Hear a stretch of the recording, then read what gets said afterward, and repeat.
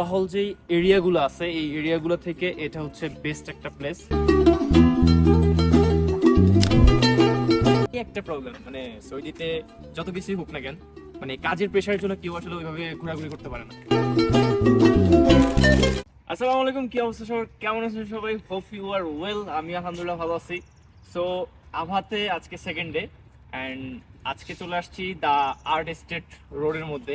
আর এখানে এসে যে অরিজিনাল যে ভিউগুলা, এটা খুবই মিস করছি। আর এত সকাল সকাল আভাতে এত ঠান্ডা বলার বাহিরে।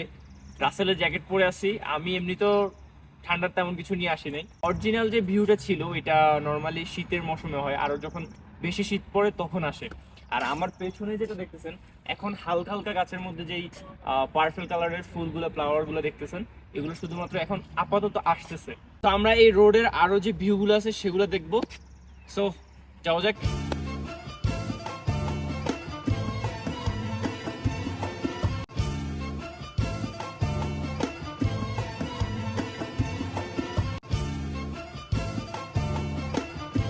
এই জায়গার মধ্যে পুরোটাই হচ্ছে রাস্তার ভিউ, আর এই মনোরম যে পরিবেশটা এটা পুরোটাই হচ্ছে ন্যাচারাল। আর কোলাহল যেই এরিয়াগুলো আছে এই এরিয়াগুলো থেকে এটা হচ্ছে বেস্ট একটা প্লেস।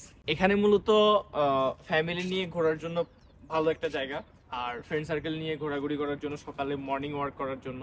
আবাতে হচ্ছে যে মেজবা সাথে আছে, এখানে আমরা একসাথে আসছি। আজকে সৌদি আরবে কত বছর? আজকে 1 বছর। 1 বছর। এখানে আসা হয়েছে এর আগে? না, এর আগে আসা হয়নি। আচ্ছা, তো এই যে জায়গাটা, এই জায়গাটা তোমার কাছ থেকে, যে এই জায়গায় কাজ করো, তোমার ওয়ার্ক প্লেস থেকে কতটুকু দূরে?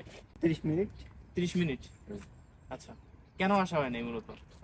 আসা হয় নাই, কাজের প্রেশার। কাজের প্রেশার এই একটা প্রবলেম, মানে সৌদিতে যত কিছুই হোক না কেন, মানে কাজের প্রেশারের জন্য কেউ আসলে ওইভাবে ঘোরাঘুরি করতে পারে না।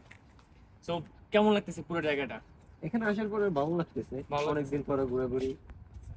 আরেকটা মজার ব্যাপার হচ্ছে ও কিন্তু আমার নিজের এরিয়ার, আমার এলাকার, বাংলাদেশে আমার এলাকার স্থানীয় ছেলে।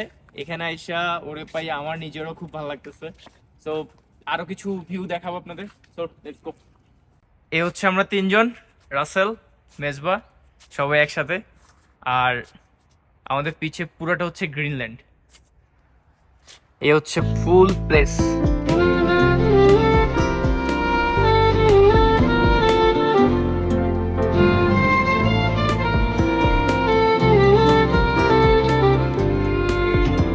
তো আজকে ডে ট্যুরে দ্য আর্ট এস্টেট রোডের মধ্যে আজকের জন্য এখানে বিদায় নিতেছি।